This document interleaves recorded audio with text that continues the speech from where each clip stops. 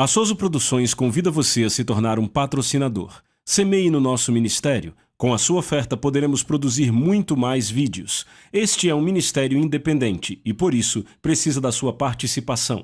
Inscreva-se no canal e compartilhe os vídeos. Seja um multiplicador desta visão.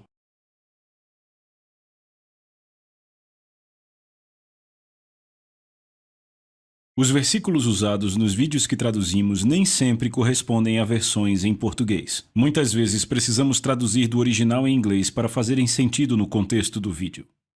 Muito bem, isso!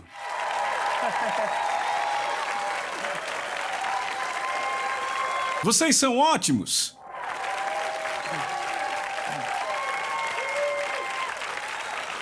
Certo, nós estamos começando a terceira lição do nosso curso de 12 partes sobre o livro Um Coração Ardente. Você tem desfrutado até aqui? Muito bem, então, vamos fazer uma revisão. Paulo disse em Coríntios, Deus fez uma promessa, habitaria em nós, se moveria em nós. Não entendemos de fato, temos todo um drama por trás disso. Vocês lembram? Estão comigo? Porque Paulo disse, tendo estas promessas, e muita gente não entende a magnitude das promessas.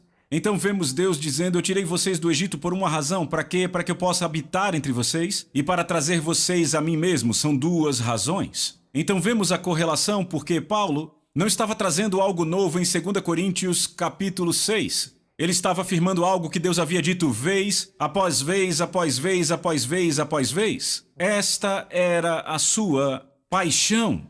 Repitam, paixão. A paixão de Deus é habitar em nós, andar entre nós, ter intimidade conosco, amém? É disso que se trata tudo. Toda a razão de Deus ter libertado Israel do Egito foi para quê? Para trazê-los para si mesmo. Então Deus disse a Moisés, muito bem, você vai e diz ao povo para se consagrar pelos próximos 2 dias. Você lembra, consagrar-se significa o quê? Eu tirei vocês do Egito e agora vocês tiram o Egito de si, se separar. É uma passagem profética que fala conosco, porque a Bíblia diz, depois de 2 dias eu os avivarei, e no 3º dia viveremos à vista dele. Então estamos no final do 2º dia, o 2º milênio. E Deus diz, preparem-se, porque eu descerei à vista de vocês em minha glória. Repitam, em minha glória. Agora, eu gostaria de fazer algo. Na verdade, eu gostaria de ler para vocês, ler aqui diretamente do livro Um Coração Ardente. Eu gostaria de pedir que você fechasse os seus olhos e de fato tivesse essa imagem, certo? Foi dito a Moisés que se santificassem pelos próximos 2 dias. O começo do 3º dia vem e eu vou ler direto do livro Um Coração Ardente. 2 dias separavam o povo de Israel da glória de Deus. Eles estavam prontos? Consideraram a advertência de Deus de se prepararem com seriedade? Ou acharam que, já que haviam visto seu poder milagroso agindo para libertá-los tantas vezes seguidas, sua aparição não seria diferente? O que mais poderia haver? E além do mais, todas as manifestações haviam sido favoráveis a eles? Por que sua aparição seria diferente? O tempo diria. Será que alguém além de Moisés achava que eles tinham passado a considerar sua relação com Deus Santo íntima ou familiar demais? 2 dias se passaram. A manhã estava a ponto de raiar no 3º dia. A atmosfera parecia singularmente quieta. A assustadora calmaria antes da invasão do Todo-Poderoso era quase intimidante e a criação estava mais ciente daquele que entraria no cenário do que o próprio povo de Deus. A luz da manhã estava nascendo, mas não era um nascer do sol típico. De repente, uma nuvem escura desceu do nada. A simples visão da nuvem já era aterrorizante, mas precedendo sua aparição, ainda houve o soar muito alto de uma trombeta. Ela soprava cada vez mais alto, o que poderia causar um som tão intenso. Assim que a nuvem desceu a montanha, dela saíram raios de luz brilhantes e rugidos de trovões. O trovejar constante era diferente de tudo que o povo já havia ouvido. Eles vinham acompanhados de relâmpagos tão brilhantes que o sol parecia ter perdido a sua intensidade. Os filhos de Israel tremeram de medo e agora eu vou ler direto da Bíblia, Hebreus 12, 21, nova tradução viva. O próprio Moisés ficou tão assustado com o que via que ele disse, eu estou apavorado e trêmulo. Apesar do medo, Moisés assumiu seu papel de liderança. E agora eu quero ler para vocês direto em Êxodo 17, do verso 17 ao 19, na nova tradução viva. Moisés os levou para fora do acampamento para se encontrarem com Deus, e ficaram ao pé do monte, e todo o monte Sinai estava coberto de fumaça, porque o Senhor tinha descido sobre ele em forma de fogo. Dele subia fumaça como que de uma fornalha, e todo o monte tremia com um terremoto violento. E à medida que o som da trombeta era mais forte, Moisés falou e Deus lhe respondeu com um trovão para que todos ouvissem. Será que estavam prontos? Deus entrou e deixa eu te dizer, quando Deus entra, coisas acontecem porque Ele entra com a sua glória, amém? Aquele que desceu naquele monte, pessoal, foi quem colocou as estrelas no universo com os seus dedos e chamou cada uma daquelas estrelas pelo nome. Estão acompanhando? Este é aquele que, com conhecimento e sabedoria, estabeleceu os fundamentos da terra. Este é aquele que é de eternidade em eternidade. Por vários anos, eu tenho uma preocupação que é a seguinte, que temos perdido a visão da grandiosidade daquele a quem servimos. Isaías faz uma declaração na Nova Versão Internacional, Isaías 40, de 21 a 26. Ele diz, será que vocês não sabem? Nunca ouviram falar? Não lhes contaram desde a antiguidade? Veja, Isaías está literalmente perplexo. Com Israel perder de vista a grandeza de Deus, então ele diz... Ele continua em Isaías 40, ele diz, ele se assenta no seu trono acima da cúpula da terra. E, sabe, é interessante, Isaías já sabia que a terra era redonda, tem muita gente que acha que ela é plana. Ele se assenta no seu trono acima da cúpula da terra, e as pessoas são como gafanhotos. Ele estende os céus como um forno, e os arma como uma tenda para neles habitar. Com quem vocês vão me comparar? Quem se assemelha a mim, pergunta o santo. Ergam os olhos e olhem para as alturas. Quem criou tudo isso? Quem põe em marcha cada estrela uma a uma e chama cada uma pelo seu nome, por causa do seu grande poder e imensa força, nenhuma delas se perde.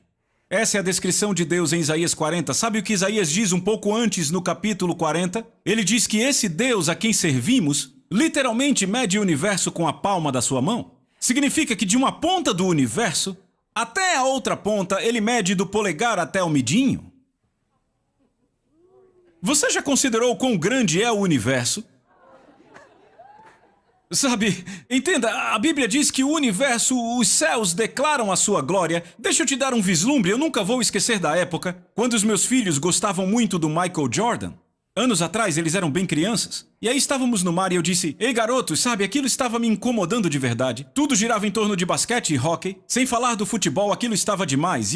Nós estávamos no hotel, eu estava pregando na costa e eu os levei. E eles quase sendo engolidos pelas ondas, sabe? Aquelas ondas enormes, eles bem pequenos. E eu disse, ei pessoal, que mar enorme temos aqui, não é? E eles, sim, bem grande. Eu disse, só dá pra ver 1 quilômetro à frente, não é? Mas esse oceano tem 6.500 quilômetros. E eles, uau! Eu disse, sabe, Deus pesou cada gota desse oceano, e não apenas desse, mas do Pacífico, do Índico. Ele pesou cada gota dos oceanos com a palma da sua mão. E eles, uau! E eu disse, vocês impressionados com um cara que corre com uma bola e joga ela dentro de um buraco? Eu disse, deixa eu contar pra vocês essa história. E eu comecei a descrever para os meus filhos como Deus mede o universo de uma ponta a outra com a palma da sua mão, do polegar até o midinho. Então deixa eu te falar um pouco do universo. Sabe, se você puder ter apenas um vislumbre da magnitude do universo, você terá uma pequena ideia da glória daquele a quem servimos, porque o universo declara a glória dele. Agora, quando você caminha na rua à noite, entenda isso, você não vê o universo, você vê estrelas em uma pequena parte da Via Láctea que é onde vivemos. Estão acompanhando?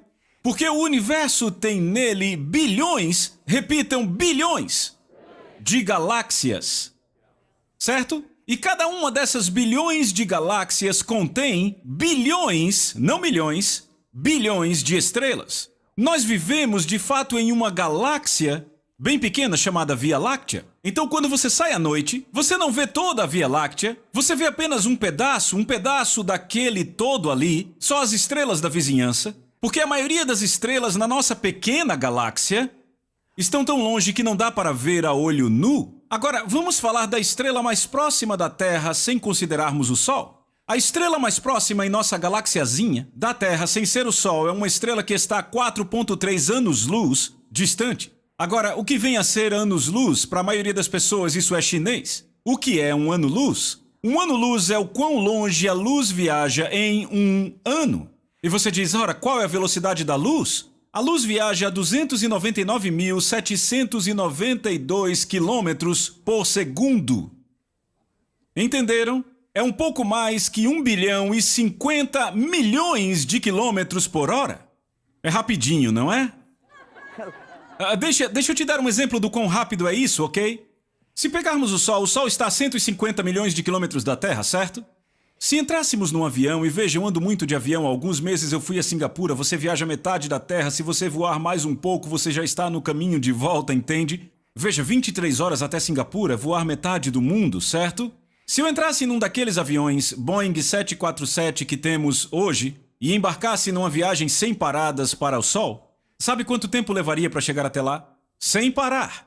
Num Boeing, levaria 21 anos. Ok? Para os que preferem dirigir, não ia dar, levariam 200 anos, contanto que você não parasse em hotéis ou restaurantes. Estão acompanhando? 200 anos. Sabe quanto tempo leva para a luz vir do Sol à Terra? 8 minutos e 20 segundos. Então vamos dar atenção à estrela mais próxima, 4,3 anos-luz de distância da Terra sem contar o Sol, ok? Agora, deixa eu tratar de uma forma de escala. Vamos pegar um modelo de escala que considera o Sol, a Terra e a estrela mais próxima. Se o Sol tivesse o tamanho de uma bola de futebol, a Terra teria o tamanho de um grãozinho de pimenta, sabe, que fica naquele recipiente que você gira para temperar, certo? Então, seguindo a escala, o Sol estaria aqui e a Terra, do tamanho de um grãozinho de pimenta, estaria 23 metros distante. Então, esses 23 metros de distância é o quanto tempo leva para dirigir 200 anos, estão acompanhando? Ou voar dentro de um Boeing, 21 anos. Agora, se pegamos a estrela mais próxima da Terra, que está apenas a 4,3 anos-luz de distância, sabe o quão longe estaria essa estrela no modelo? O que você diria? Uns 90 metros? Quem sabe talvez algumas centenas de metros? Ou sei lá, talvez meio quilômetro? Sabe qual a distância da estrela mais próxima da Terra no nosso modelo de escala? 6.500 quilômetros. Ou seja, se você puser a nossa pequena bola de futebol num extremo do país, com um grãozinho de pimenta a 41 quilômetros, a estrela mais próxima da Terra, tirando o Sol, não estaria do outro lado do país, mas quilômetros adentro do Oceano Atlântico? De um extremo do país até o outro extremo do país e atravessando o oceano? Dá para ter uma ideia do tamanho do espaço? Estão comigo, mas isso é só a estrela mais próxima da Terra. Vamos falar das estrelas que vemos à noite? Quando você sai para caminhar à noite, aquela estrelinha que você vê na pequena galáxia Via Láctea está entre 100 e 1000 anos-luz de distância. Você está acompanhando? Tem algumas estrelas que dá para ver em nossa pequena Via Láctea que estão a 400 anos-luz, ok? Sabe o que quer dizer? Quando você sai à noite e olha para aquela estrela que está a 400 anos-luz na nossa pequena Via Láctea, de fato você está vendo a luz que saiu daquela estrela, mais ou menos no tempo em que Sara casou com Abraão, viajando nada mais nada menos que a 1 milhão de quilômetros por hora e está chegando aqui apenas hoje. É demais para você? Sabe, 1 milhão de quilômetros por hora não é um avião. 1 milhão de quilômetros por hora e leva 4.000 anos para chegar aqui hoje? Isso só na nossa Via Láctea? Agora, o que realmente é impressionante, eu não sei, você está pronto para isso? Você nem vai acreditar. Se você olhar para outras galáxias, certo? Repitam, galáxias. Certo? Temos uma galáxia que fica aqui bem pertinho, é uma galáxia vizinha da Via Láctea, se chama Andrômeda. Sabe a distância dela? 2,3 milhões de anos-luz de distância. 1 milhão de quilômetros por hora viaja por 2,3 milhões de anos até chegar aqui. Então, na verdade, há um quadrante do universo que o telescópio Hubble encontrou, e ele encontrou galáxias que estão a 13 bilhões de anos-luz de distância. E aí, será que eu já te convenci? Eu já te convenci? E Deus diz, eu meço de uma ponta a outra, com a palma da mão? Veja, foi por isso que Jó, que era um homem muito piedoso, no Velho Testamento diz, eu te conhecia de ouvir falar, mas agora os meus olhos te veem e eu me abomino. Por quê? Porque Jó percebeu a que Deus grandioso servimos. Isaías, ele era um homem piedoso, era um sacerdote. E Isaías teve um vislumbre do Senhor, e ele clama, ai de mim. E sabe por que ele clama, ai de mim? Porque pela primeira vez na vida ele percebeu quem era e a quem ele servia, e quem ele era diante desse grande Deus. Entendem? E ele era um homem piedoso. Eu penso mesmo que perdemos de vista a grandiosidade do nosso Deus. Sabe, e tem outras coisas. Ele fez coisas de proporção surpreendente no universo, mas os detalhes são igualmente impressionantes.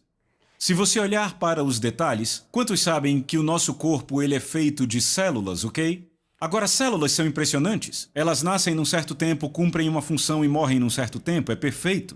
Quando olhamos para o corpo humano, ele tem 100, eu acho que são 100 trilhões de células no corpo humano. Ok, isso é o número 1 com 14 zeros depois, é a quantidade de células no seu corpo. Mas sabe, as células não são as menores partículas, sabe por quê? Porque as células são feitas de moléculas. E as moléculas ainda não são as menores partículas, porque elas são feitas de elementos. E os elementos não são as menores partículas porque são feitos de átomos. Mas sabe qual é o menor átomo? Se você colocar um pontinho no final de uma sentença, ali haverá 1 bilhão de átomos naquele pontinho da sentença. Então, quer saber a verdade? A maior parte do átomo é um espaço vazio. Por causa da órbita dos elétrons, é feito de elétron, próton e nêutron. E o nêutron é um núcleo minúsculo e denso. E sabe o que os cientistas não conseguiram descobrir por anos? O que mantém um átomo junto?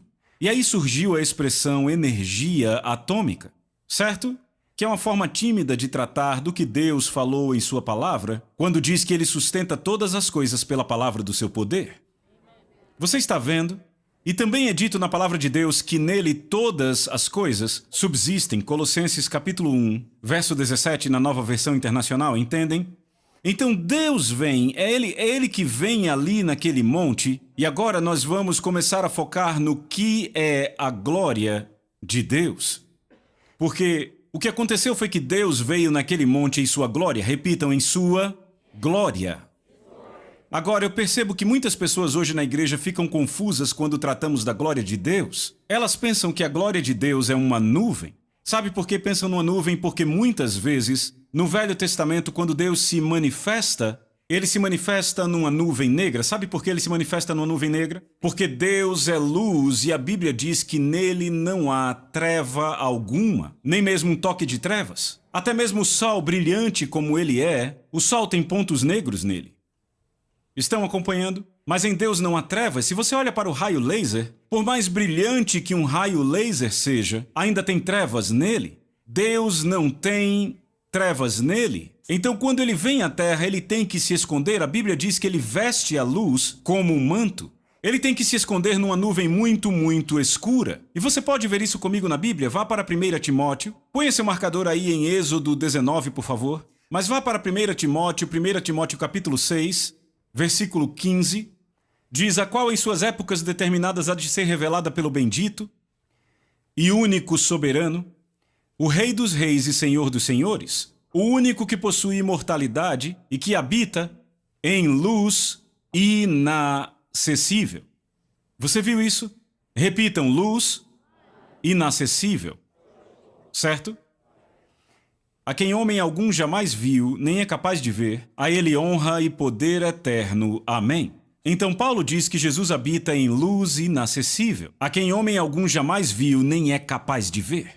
Como Paulo sabia disso? Porque ele teve um vislumbre dessa luz. Vá para Atos capítulo 26 e eu vou te mostrar.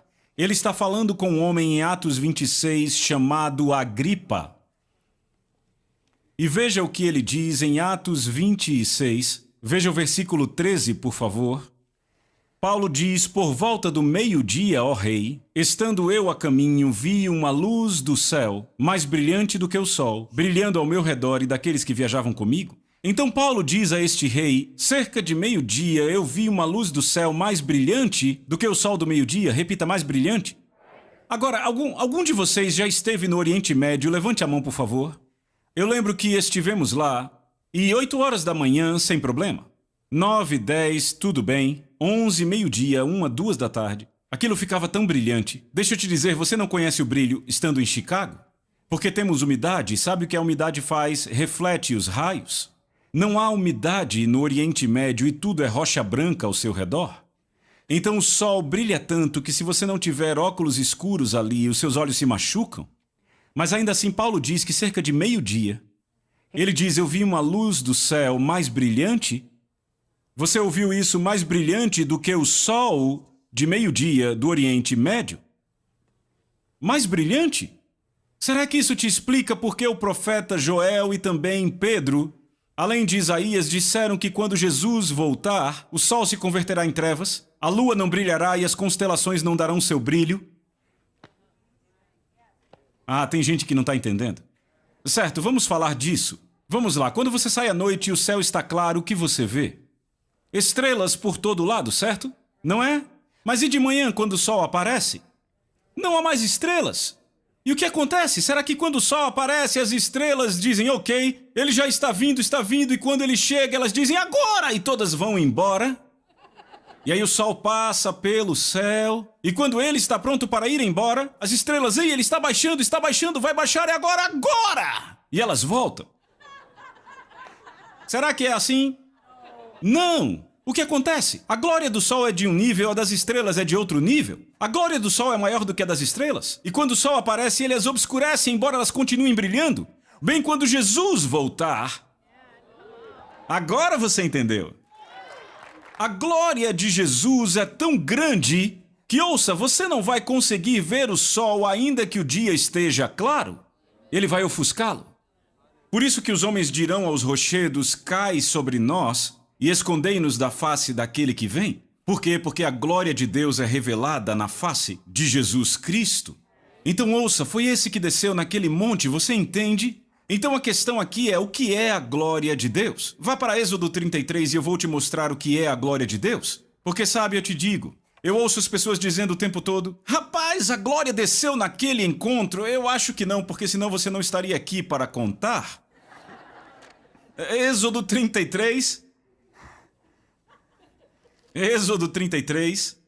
Eu quero que vocês notem que Moisés faz uma declaração. No verso 15, então Moisés lhe declarou, se não fores conosco, não nos envies, porque como saberemos que achamos graça aos teus olhos se não vieres conosco? Que mais poderá distinguir a mim e ao teu povo de todos os demais povos da face da terra? Então o Senhor disse a Moisés, farei o que me pede, porque tenho me agradado de você e o conheço pelo nome. Agora veja o verso 18, Moisés disse, por favor, mostre-me a tua glória. Certo? Então Moisés faz um pedido, ele diz, Deus, mostre-me a tua glória. A palavra glória vem da palavra hebraica kabod. É K-A-B-O-W-D. O dicionário Strong's define essa palavra assim. É o peso de algo. Repitam, o peso. É o peso de algo, num sentido figurativo, num bom sentido figurativo. Estão acompanhando? Certo? A sua definição também fala de esplendor, abundância e honra. Ok? Então Moisés, essencialmente, o que ele está dizendo aqui é o seguinte: mostra a ti mesmo a mim, Senhor, em todo o teu esplendor, o teu próprio peso, Senhor, sem nada reter. Agora veja o que Deus disse no verso 19. Então Deus disse, eu farei toda a minha bondade passar diante de você, e eu proclamarei o nome do Senhor diante de você. Certo? Agora olhe para mim. Moisés disse, me mostra a tua glória, e Deus disse, eu farei toda a minha bondade passar diante de você. Certo?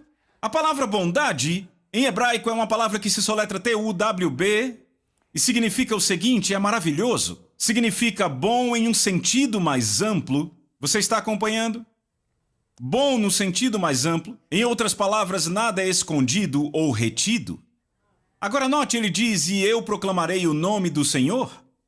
Certo? Veja. Antigamente, quando a realeza, a monarquia, era um governo predominante na terra, se você fosse convidado à sala do trono, você primeiro assumiria uma posição, todos saberiam quem poderia falar, todos saberiam como deveriam receber o rei, certo? E então, uma vez que todos estivessem no lugar, o arauto proclamaria o nome do rei. Ele diria, Rei Fernando da Espanha, e o que acontecia? A trombeta soava, e lá vinha o rei em toda a sua glória. As suas vestimentas, a coroa, ele viria até o seu trono, ficaria de pé, e naquele lugar todos saberiam quem era o rei, porque ele estaria em toda a sua glória. Você entende? Agora, se esse mesmo rei, digamos que há milhões no seu reino, se ele sai às ruas, simplesmente andando de camisa polo e de bermuda, sem anúncio, pode ser que você passe por ele e nem o reconheça. Por quê? Porque ele não está em sua glória. Está entendendo? Você lembra de Abraão? Lembra disso? Lembra de Isaac? Mas lembra de Josué? Josué viu o Senhor e nem sabia quem ele era. Você é a favor ou contra? E a resposta foi: eu sou o comandante do exército do Senhor. E lembra, ele tirou os sapatos e o adorou? Era o Senhor, não era um anjo? Josué viu o Senhor, mas nem mesmo o reconheceu. Ele não estava em sua glória. Deus veio e comeu com Abraão nos carvalhais de Manre. Você lembra disso? Abraão preparou uma refeição, mas Deus não estava em sua glória. Jacó lutou com Deus. Você lembra disso? E aí eu te digo, de jeito nenhum em sua glória. Vocês estão aqui? Agora olhe para Jesus quando ele ressuscitou dos mortos. Quem foi a primeira pessoa que o viu quando ele ressuscitou dos mortos? Maria Madalena. Ela achou que era um jardineiro. Não estava em sua glória, você entende? Ele andou na estrada para Emaús com 2 discípulos, não foi isso? Nem sabiam quem ele era. Não até ele tomar o pão e parti-lo. E então aos olhos deles perceberam que era Jesus, depois da ressurreição, certo? Ele não estava em sua glória. Se você olhar para João, o apóstolo, ele comeu com Jesus junto ao mar da Galileia, não foi isso? Ele preparou um peixe, lembra? Estavam pescando. Jesus disse: lança a rede para o outro lado, não tinham pego nada. Lançaram, pescaram e João disse: é o Senhor. E Pedro e Tiago nadando para a praia rápido e eles comeram juntos depois da ressurreição, certo? Não em sua glória. Mas deixa eu te dizer, o mesmo apóstolo João que comeu junto ao mar, também o viu na ilha deserta de Pátimos, mas agora em espírito. E deixa eu ler a descrição dele para vocês. Vá para Apocalipse 1, você vai amar. Apocalipse capítulo 1. Apocalipse 1, verso 12. João diz: voltei-me para ver quem falava comigo. E voltando eu vi 7 candeeiros de ouro. E no meio dos candeeiros um semelhante ao Filho do Homem, com vestes que iam até seus pés, cingido à altura do peito com cinta de ouro. Agora veja, sua cabeça e cabelos eram brancos como a alva lã, como neve, os olhos como chama de fogo, os pés semelhante a bronze polido, como que refinado numa fornalha, e a voz como o som de muitas águas. Tinha na mão direita 7 estrelas, e da boca saía uma espada afiada de 2 gumes. O seu rosto brilhava como o sol em sua força. João o viu em sua glória. Pessoal, vocês têm que entender. Haverá momentos em que o Senhor se manifestará, e em outros ele vai se manifestar em sua glória. Agora eis o que temos que entender. Esta é a trama se desdobrando. O desejo de Deus tem sido revelar a sua glória para nós. Essa é a paixão dele. Esse é o desejo dele. Você consegue se imaginar sendo pai de filhos e ter que se esconder, só podendo falar com eles por trás das cortinas, e você não poder andar junto com eles e abraçá-los? Em sua glória, você entende o que eu digo?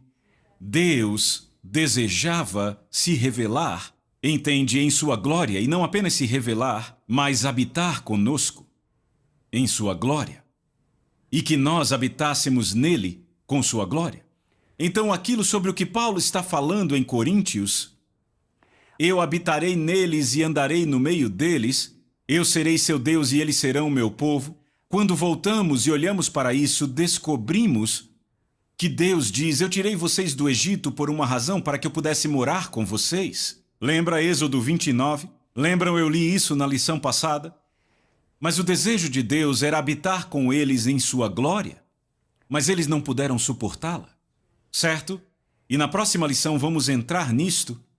Mas é isso que Paulo está dizendo. Paulo está dizendo: o desejo de Deus é destinar vocês para habitarem com ele em sua glória, para que vocês possam olhar para a face dele. Uma das maiores promessas na Bíblia é Apocalipse 22, verso 4, que diz que os vencedores contemplarão a sua face. Ele negou a Moisés sua face. Você vê mais adiante, Deus diz a Moisés: eu farei minha bondade passar por você e proclamarei o nome do Senhor, mas você não verá minha face, porque se vir a minha face não viverá. Então Deus nos destina exatamente para o que ele negou a Moisés. Então o que Paulo diz aos Coríntios, isto é uma promessa. Ele não está apenas falando de ter o Espírito Santo em você, ser salvo. Lembra daquela música Jesus está no meu coração e tudo mais? Ele não está falando disso. O versículo que ele está citando é Deus habitando em nós e andando no meio de nós em sua glória. Nada escondido ou retido, sem nuvem negra. Este é o nosso destino. Então Paulo está dizendo para que vocês habitem com Deus e andem com ele, para que ele seja seu pai e vocês sejam seus filhos e filhas. vocês têm que limpar a si mesmos de toda imundície, das coisas impuras da carne, revestir-se do homem espiritual perfeito em santidade, porque sem esta santidade ninguém verá a Deus.